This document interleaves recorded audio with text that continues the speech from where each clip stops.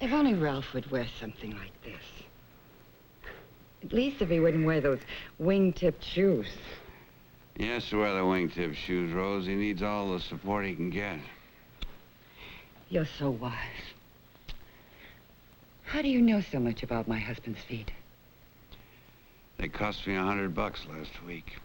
Oh, darling. He forgot to take him to the tennis tournament. His net game was great, but he couldn't cover the court, and he blew the game.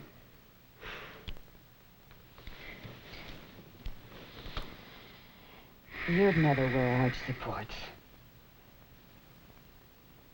Never.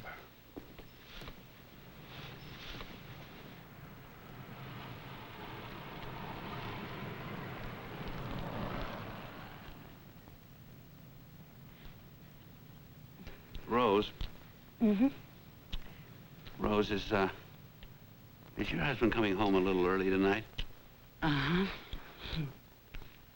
Yike. But he's already seen us. Only the back of the couch. Well, you can't leave. You're not going to leave me alone with me. Well, I can't stay with him. Give me my shoe. Ta-da! Give me my shoe, Rose. My shoe, Rose. Give me my shoe. My shoe, Rose. Rose. I love you, Evan. I love you, but I don't care who knows it. I don't care who knows it either, except your husband. Give me my shoe. Goodbye, you bird. If you really loved me, you wouldn't think of your shoe at a time like this. Now, that's just not true. And how do I love thee? Let me count the ways. Well, don't count the ways, Rose. We haven't got the time. I love thee to the depth, breadth, and height that my soul can reach. Hi, Jack. You don't care anything for me. To you, I'm just a little bird, all molting. No, you're not molding, Rose. But I gotta go.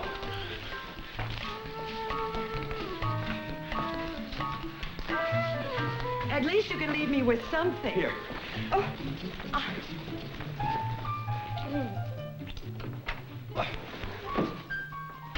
Honey? You call me?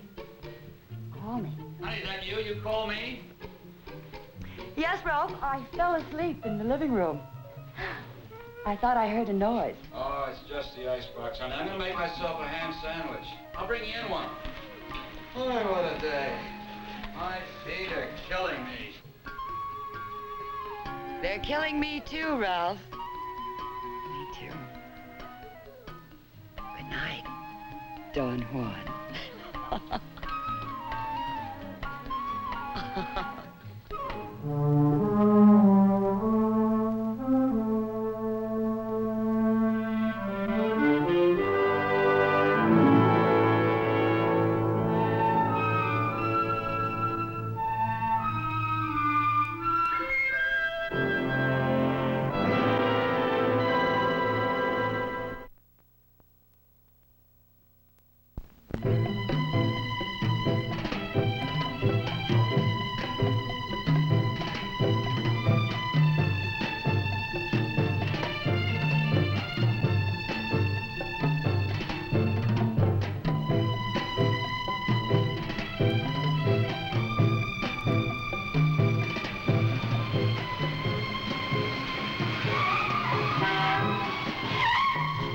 You got great reflexes, buddy. You okay, mister? Yeah, sure.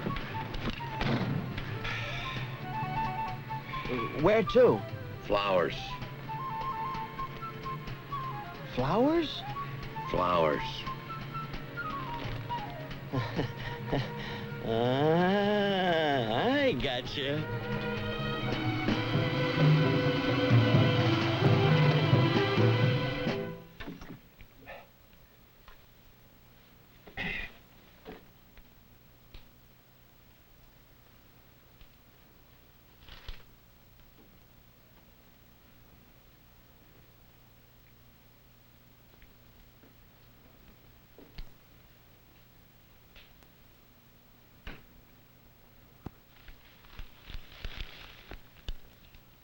Trade you, Pumpkin.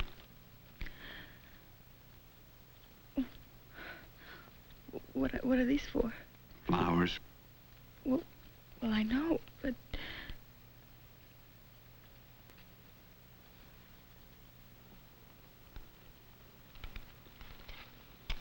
Thank you. You're welcome.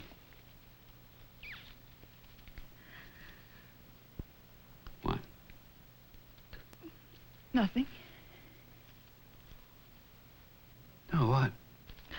Well, it's just like I feel sick or something. And you're bringing flowers to the hospital. And you're going to tell me how well I am. Only... Only? Well, I know something you don't know, or you know something I don't know. Or maybe you know that I know, and I know that you know that I know.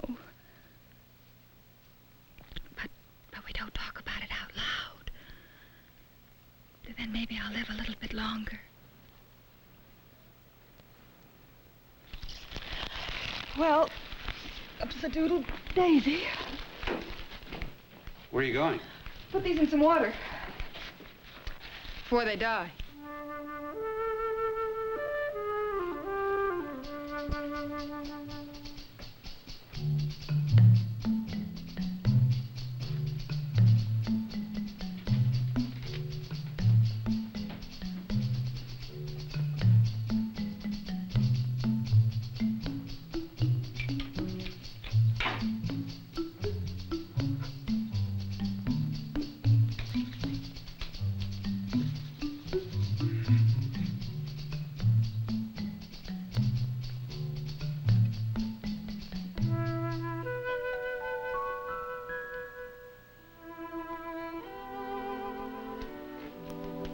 How do I look?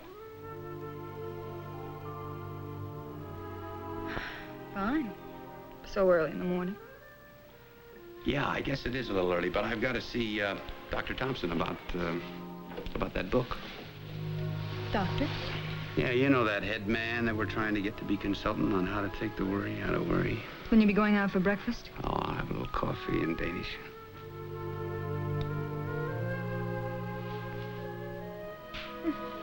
Perfume on the wrist yet?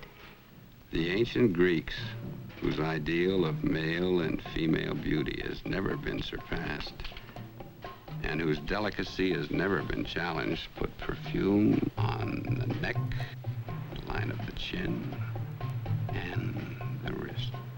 Do you have to leave me now? I feel so fragrant. Baby, I'd love to stay, but I've got a business appointment at 10 o'clock. Are you always this charming with girls? Not as charming as you might think by listening to me. Oh, please, baby, don't go. Please don't leave me. Not here. Please, please don't leave me. Not here in public, baby. Doesn't matter. It does. I've got to see a man about a book. And a book with this title will sell. With your name on the jacket as consultant, I guarantee you $10,000, and you don't have to write one word. But I hate the title. How to take the worry out of worry? What's wrong with that? It's meaningless. Well, of course it is. You don't think for 50 cents we're going to give them something that means anything? Oh, come on. I mean, it's even more than meaningless. It's misleading how to take the worry out of worry. In the first place, if such a thing could be done, that would be very bad therapy. Because worry happens to be one way of facing your problem. I mean, until a patient does that, we can't help them at all. We change the title. Actually, it's not about worry anyway. It's more about how to break bad habits, you know, like drinking, gambling. And just how do you do that? Put your mind to it. Oh, just put your mind to it. Mm-hmm. Excuse me, just a minute. Yeah. Oh, just a minute. It's for you. Oh, sorry, I had to have my calls referred here. That's all right. Hello. Oh, my. No, baby. Well, it's not the time. Muffin, I'm in the middle of a conference. No, there's nobody else. No, baby, this is not the time, but tonight. I'm only flesh and blood. I'm ringing off. Bye-bye. What a chicken. Good, huh? And what a talker. But the pauses are worth waiting for. Do you know any women in the fashion field, Doctor? The fashion... No, I not in the fashion field. Charming field, the fashion field. Right up there with the ballet dancers. Bet you know a few of those, huh? Not that I can recall, but well... What? Nothing. Go ahead. I met one. A French one. A prima ballerina assoluta. First time I saw her, she was dancing in Giselle, and those gauze gossamer wings made her look like an angel. With them off, she was a devil. She was the most exotic, interesting personality I've ever met in my life. Yeah, I usually charge for this. I'm not your patient. That's my point. Good point. All right, where were we before the horn honked? Before the horn... Oh, I was about to say how intensely I resent this whole idea of packaged psychiatry. Not packaged. Oh, come on. You send us your problem, we send you the solution in a plain wrapper. No. That's not our attitude. Mr. Ross, I'm sorry, but I have a patient in a few minutes. You better count me out. Now, wait a minute. Look. I am looking, Evan. At Will Hartney's letter of dismissal. He's quit us and signed with National Books. That's impossible. Read it. I told you was unhappy, and you said you'd talk to him. You swore you'd talk to him. Harold, I talked to him on the phone. In person, I told you. Last Wednesday, go to his home, I said. Hold his hand. Harold, I got in a jam. I can't be everywhere. Where were you? I checked with your wife. You went home. You went to the club. You went to the printers. Where were you? I don't remember. Obviously. And how did you make out with Dr. Thompson? Harold, he's a tough nut. So crack him. This book goes to press in 6 weeks. Yes, sir, Captain, sir. Say, boss, if you've got a minute... Appointment book.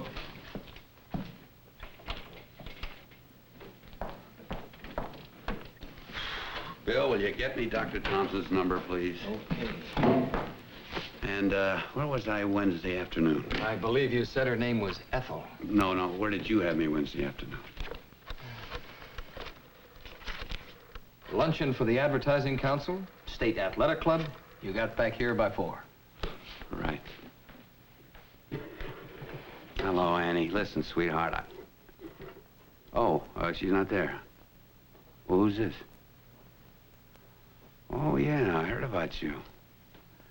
Well, you sound very cute. Relax. Yeah, just tell her the FBI called, will you? Problems? Oh, boy. No problems. I'm not booked. And I struck out with a brain picker and a loss of Harkness account. Outside of that, no problems. Hello, Dr. Thompson, please. Evan Ross. No, operator, I can't. It's an emergency. Aren't I terrible? Excuse me. Yes. Who? All right, put him on. Will just be a second. Yes, Mr. Ross. Oh, hi, Doc. Doc, I'll make it quick. I don't like a bad loser, and I'd like to prove it. My wife and I are giving a cocktail party tomorrow night. Can you make it? Dr. Raymer will be there. Is that the emergency? I'm sorry, Doc. I am impulsive. All right, Mr. Ross. I'll try to make it. Thanks, Doc. Doc, please bring anybody you like. Bye, sir. Step number 1 on the road back. I've been thinking about problem number 1. If I may suggest, sir. Oh, yeah.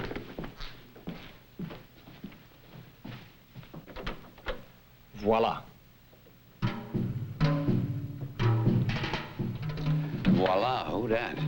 Lucy, somebody, freelance artist, been making the rounds, very anxious to get into the publishing business. What's the report?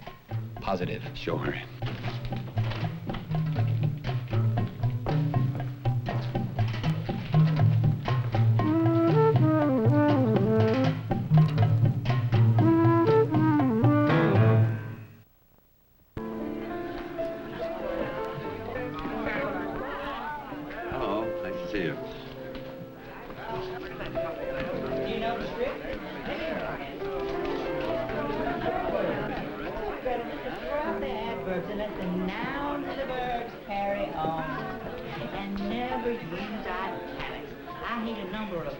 Prejudices and big tickets, yeah, all sorts of things like that. But none of them like I hate appetizers.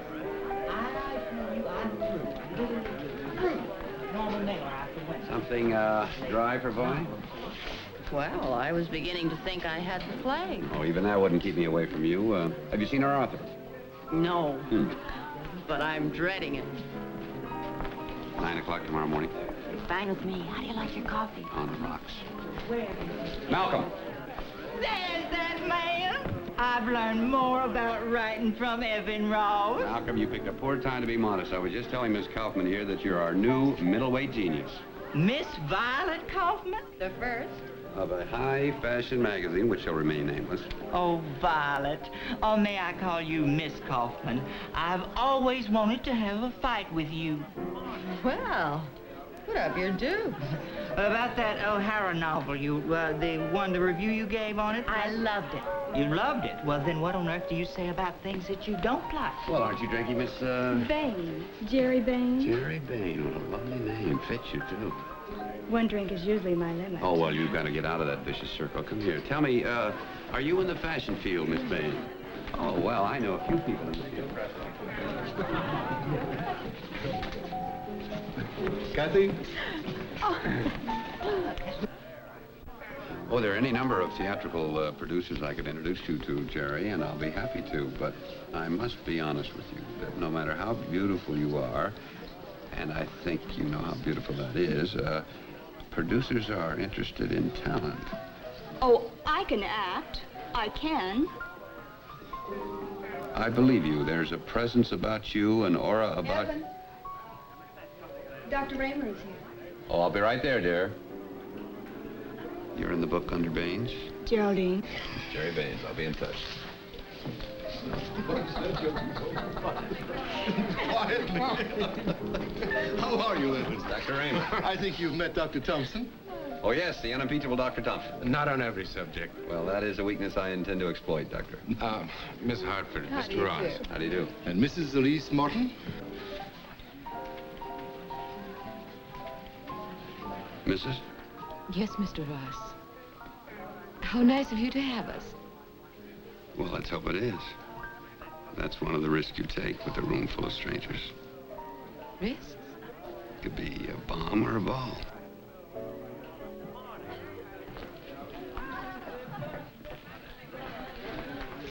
Good night. Oh, good night.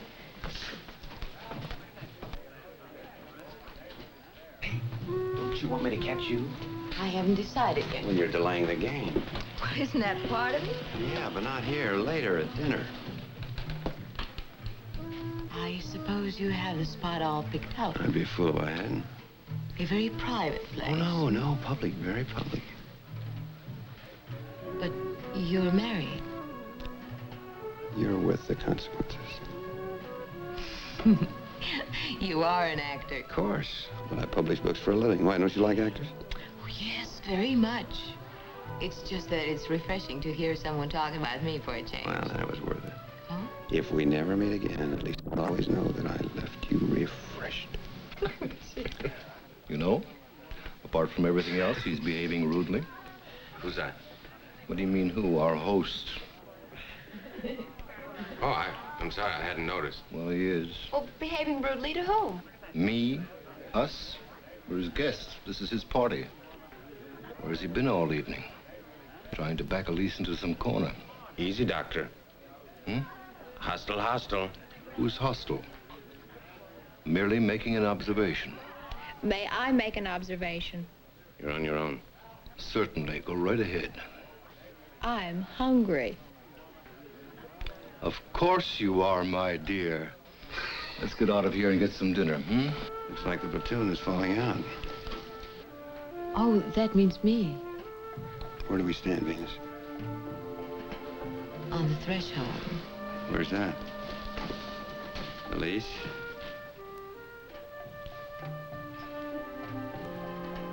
.324 Bronston, apartment D. Tomorrow night, anytime after 9.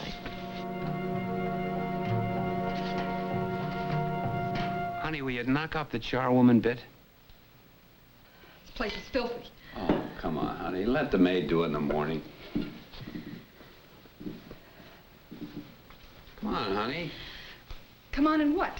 Well, come on, hit the crib. I'm beat. Oh, you're beat, so now we hit the crib, huh?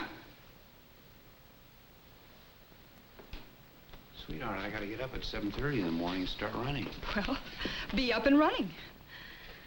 Baby, it's biting you.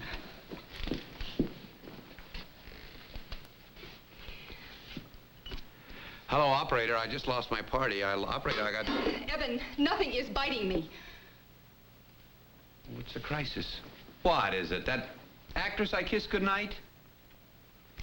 Evan, you just don't notice me anymore. Sweetheart, you mean at the party? You know me, those things. I've got to pat 10 heads at once. You think I like it? It's manual labor. I don't just mean the party, Evan. Honey, let's not have a hack. Half the time, I'm out of my skull in this business. Why do you think I'm going to that doctor? Well, I thought it was about the book. Well, I started that way, but I figured I might as well kill two birds. How do you like these anxieties, I asked him. What are you going to do about them? What did he say? Well, not much. He's sort of sizing me up, but I promised to go back.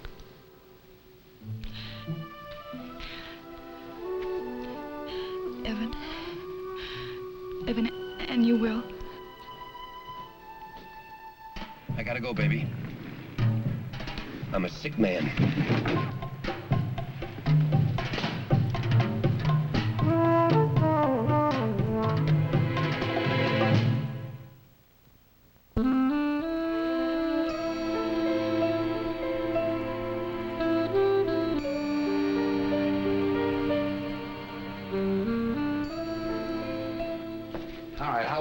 I lie on the couch and you doodle, right? Well, I really can't guarantee the doodling, but generally, yeah, that's right. Put your mind to it. Try. All right. Oh, seriously, Doc, I'm here under false flags. There's a problem, and it's mine, but I don't need a psychiatrist to tell me the cause. Well, what'd you call me for? My wife. I had a humor. She's been feeling a little neglected lately. Spread myself a little thin. Well, wait a minute. I don't think I quite follow you. Playmates. Got a lot of playmates. Oh, you mean women? Yeah. How many? Who counts? I get a feeling you do. What? Well, now, you can't possibly love them all, right? Of course not. Well, then maybe their importance to you is statistical. Doc. Yeah? Can I ask you a question? Sure. No offense. No, go ahead, ask. Don't you like girls? Why do you ask? Well, you're having such trouble explaining why I do. Well, that's what I'm getting at. Because it doesn't seem to me that you like girls very much at all. I don't. No, otherwise you wouldn't treat them the way you do. Oh, come on. Oh, no, I mean, they have a certain utility for you, but that's really about all. I've had no complaints, Doc. Your wife's complaining. Doc, all my life I've had a problem. A not altogether unpleasant problem. But my problem is I'm lucky with ladies. I must bat 750. Oh, then you do count. That comes from reading sales figures. I live in a world of rough estimates. But don't tell me that this is something I should hang my head about. Mr. Ross, do you love your wife? Of course. But the one has nothing to do with the other, and you know it. Can't possibly separate the two, huh? You're wrong, Doc. You are so wrong. Well, now, that wouldn't be the first time, but would you straighten me out on just one thing? I'll try. You love your wife? Yeah. You don't care about these other girls? No. Why do you need them so badly? I don't need them. I want them. But why so many? Because there are so many. You know, you've set yourself quite a task. Haven't you ever thought that maybe they just take your word for it? What? That you're a man.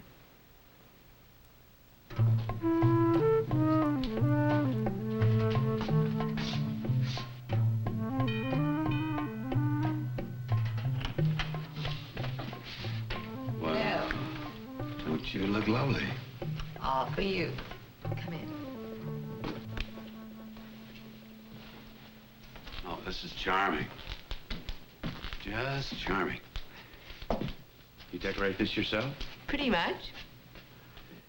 Well, it's first rate. just first rate. I am flattered. I'm not surprised. I'm a flatterer. Are you wearing perfume or cologne? Oh, perfume. First cabin all the way, huh? Thank you. Forgive me for asking, but is your husband out of town? Yes. He's crazy. Would you like a drink? Do you mind if I don't? No, not at all. You know, I wish I knew more about pictures. That's the big gap in my cultural spectrum. No excuse for it either. It's a terrible failing. I'm not even colorblind. Mr. Ross, you're perfect. Well, I wouldn't say that I was really perfect.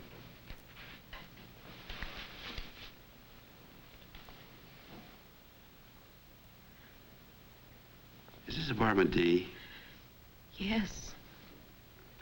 Maybe you need a drink. That wouldn't help.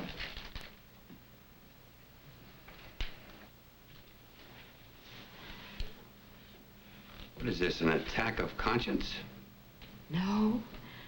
Are you nervous? About what? Me. The one thing you don't is make me nervous. All you really need is a little charging up.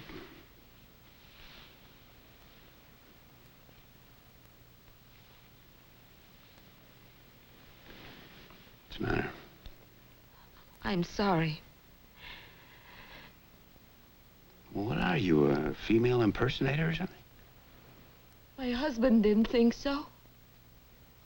Didn't?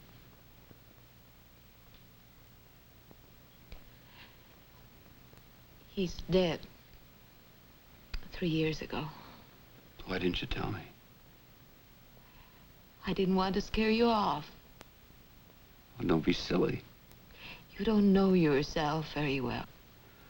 I've been hearing that kind of talk all day long. I'm getting a little tired of it. 3 years, huh? Yes. Well, you're just a little out of practice. No!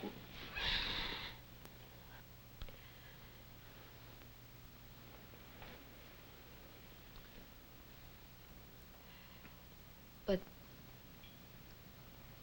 I do think you've got an explanation coming. You see, I was in love with Jim. And after he died, I met a lot of other men. Real good guys. Some of them maybe as good as Jim, although at the time I didn't think that was possible. But good and sincere and attentive. And one or two fell in love with me. Or so they said. But at that time, I wasn't ready to get married again. Maybe I'll never be. And yet, I couldn't get entangled on any other basis with one of the good ones because although it might have been close to what Jim and I had, that's no way to treat a man who has feelings.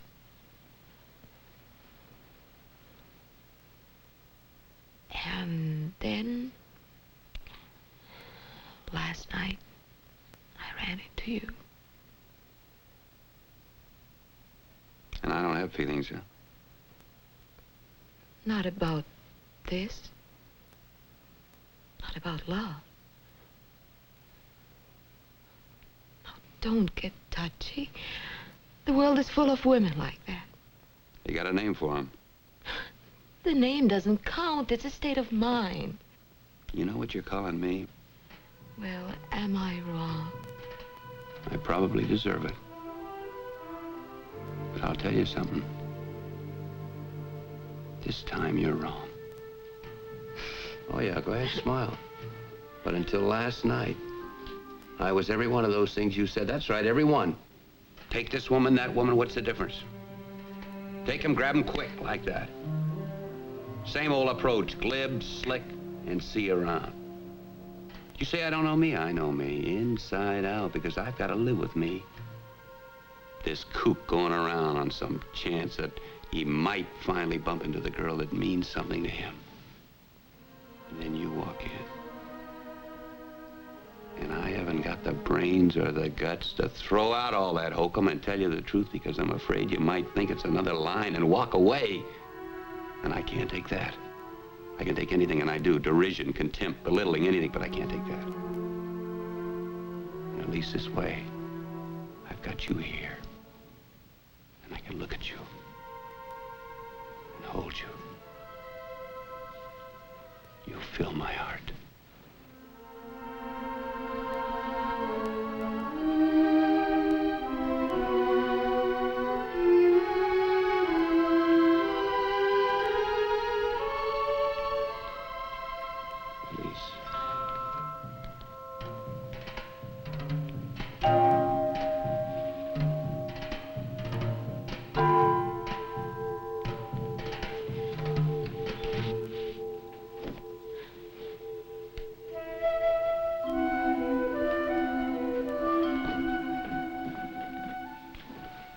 We've got a problem.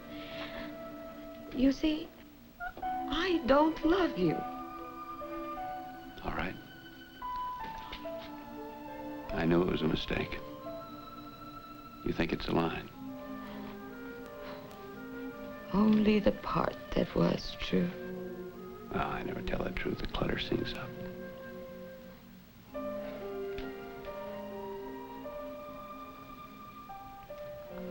I think we better say goodnight, Mr. Ross.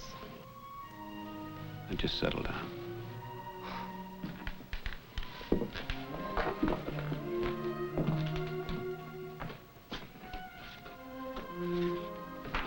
Good night.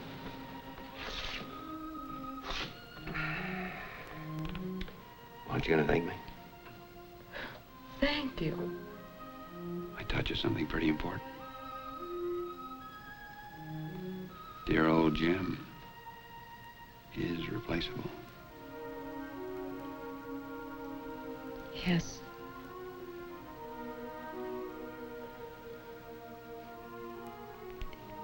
And I don't even hate you for it.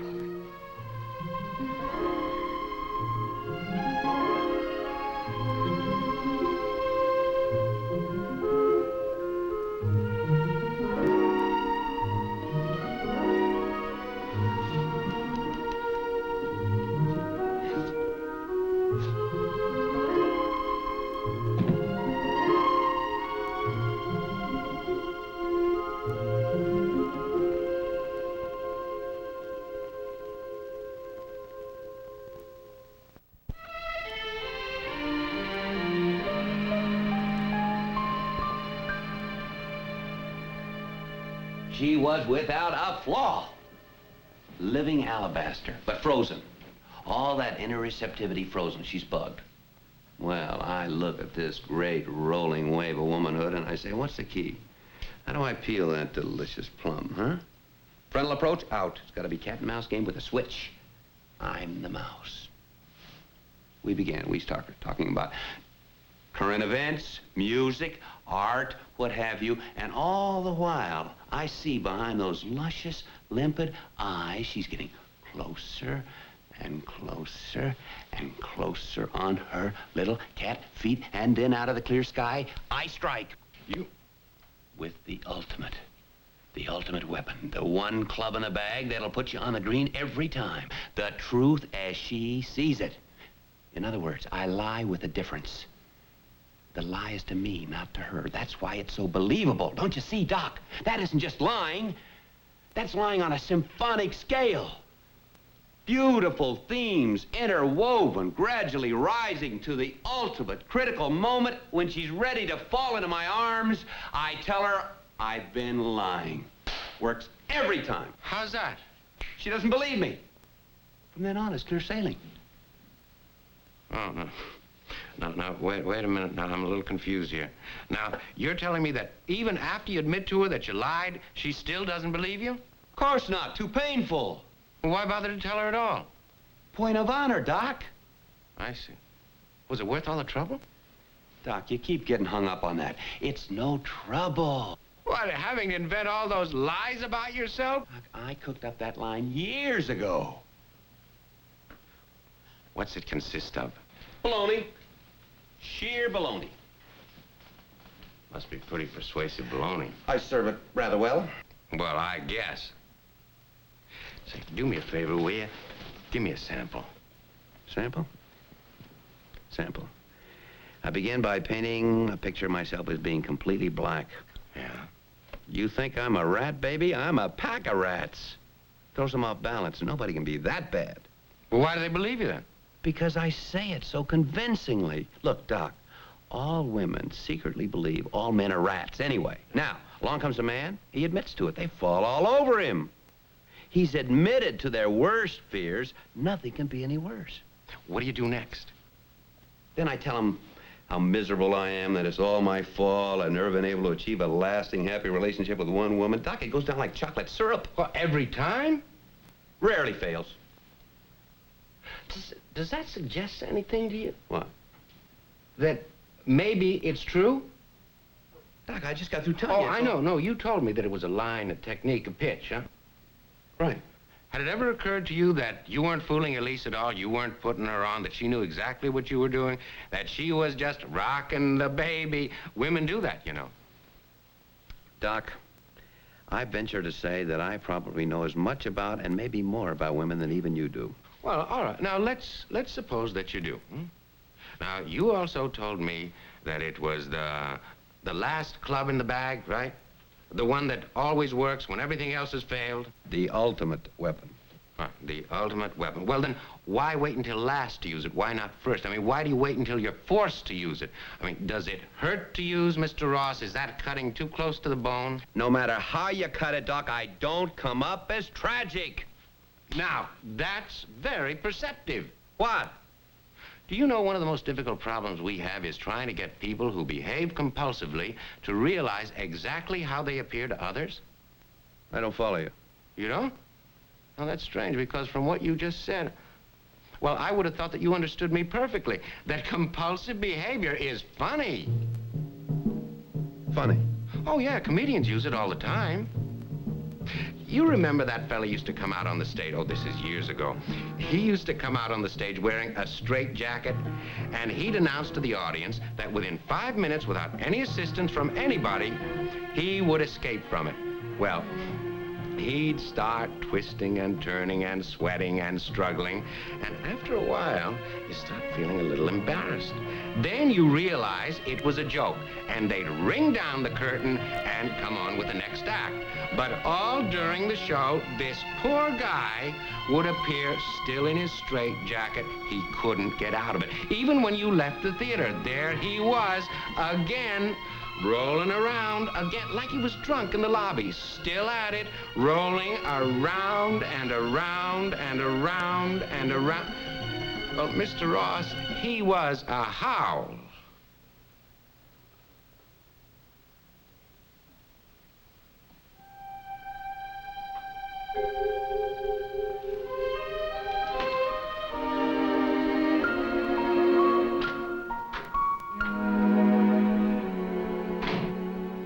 What do you think? Was I wrong to hit him so hard?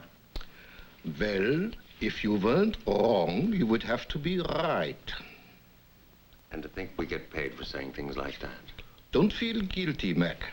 Remember the Delphic oracles.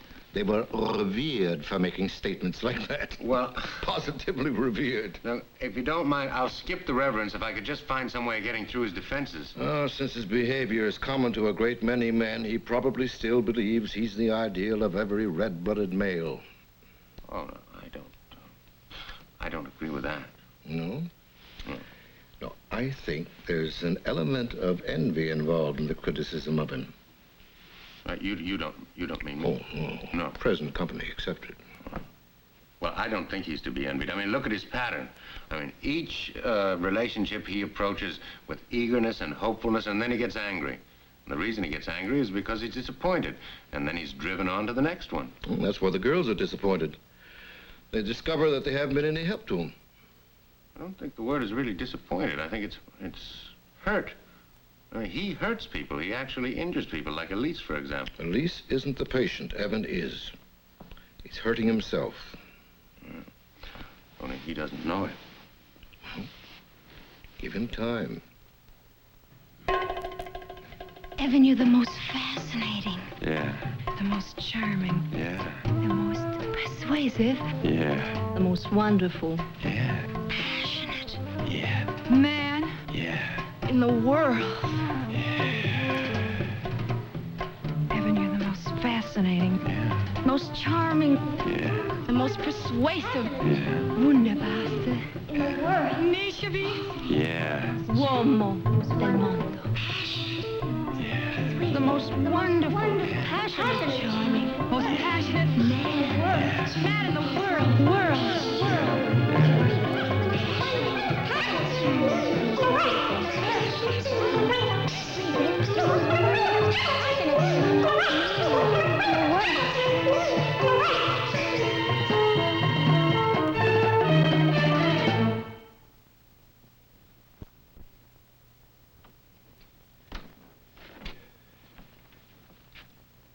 Where you going, honey? To a hotel.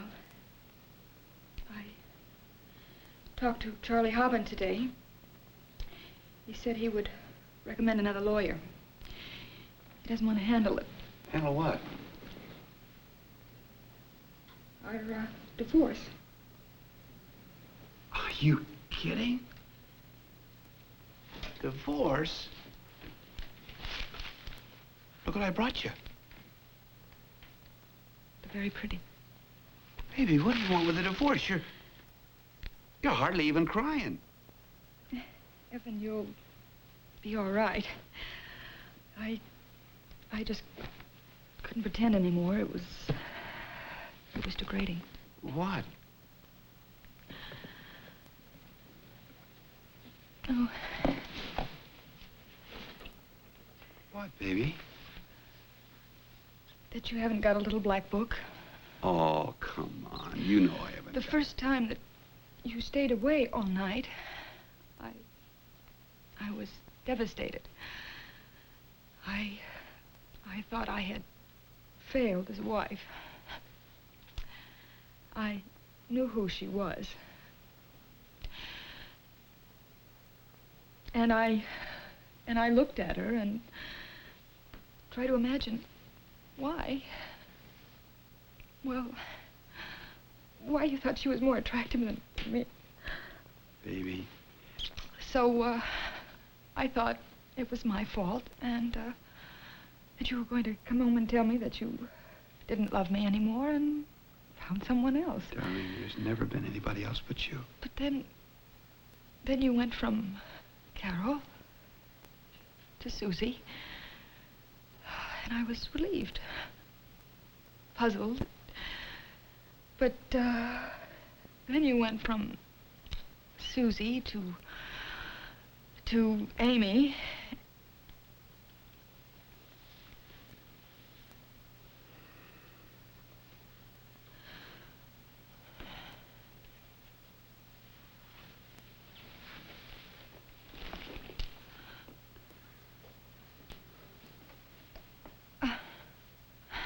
Well, it doesn't matter. You see, for a woman, a man like you, well, first he's a tragedy. And then, like all tragedies that, well, go on too long, they become comedies. Or like all comedies that go on too long, they become tragedies. Evan, a woman can, well, she can feel something for one rival, 2, 4, 6. But when they're in the dozens... You never said anything. Oh, Evan, I said something to you every time I saw you. But you weren't listening.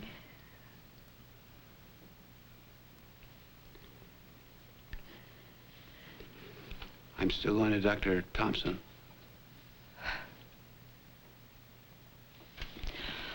Well, I hope so. For your sake. Baby, don't go. I swear it'll be different, but don't go. Oh, Evan. Evan, don't swear because you can't help it. I realize that now. Well, you're like the alcoholic. You don't see anything. Not people, not flowers, nothing. You just see what's inside that bottle. You're locked up inside. No, it's not like that. Yes, it is, Evan. I don't really believe that you see these women. They're just made of glass. Give me a little time. A couple of weeks, and I'll show you it'll be different. Evan, I have given you years, hoping that maybe you would change. But I know. You won't. I will. I promise I will. Well, I can't take it anymore.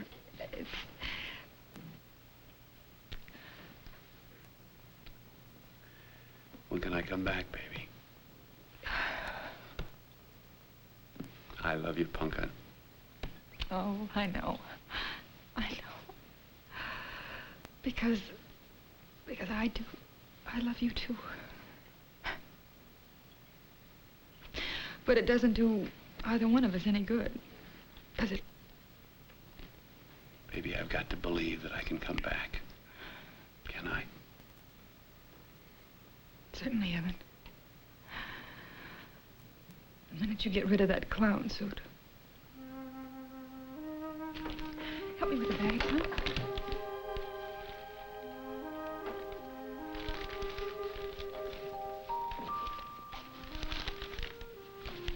Thank you.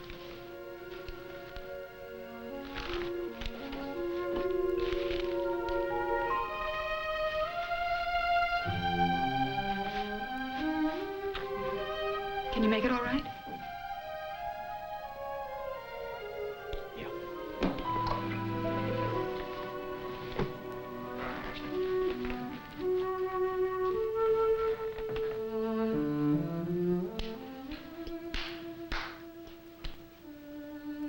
Well, I can't say I really expected him to show. Don't punish yourself too much. There's nobody else available. He wasn't ready to see himself, but no, I had to make him look. Well, sometimes with a patient like Ross, that's the only way. Well, I know. He's turned a neurosis into a way of life. Even so, you know what I should... Yes. Well, send him in. He's here. I'll go out the other way. Don't be overconfident. He might just be back for his hat. Oh, thanks a lot.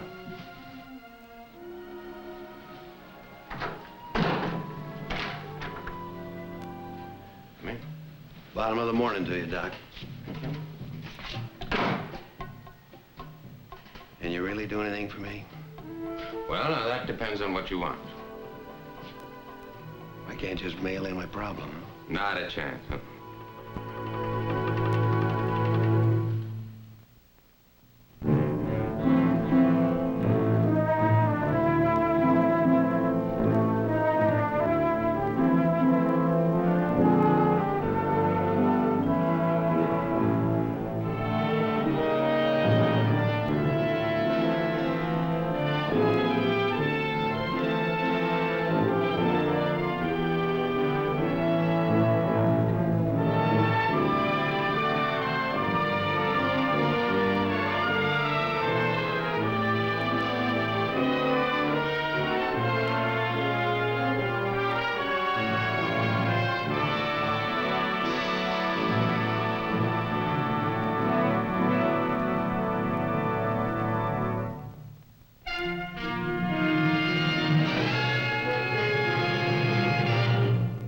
Crosby Productions and the American Broadcasting Company wish to thank the American Medical Association for its assistance in the production of Breaking Point.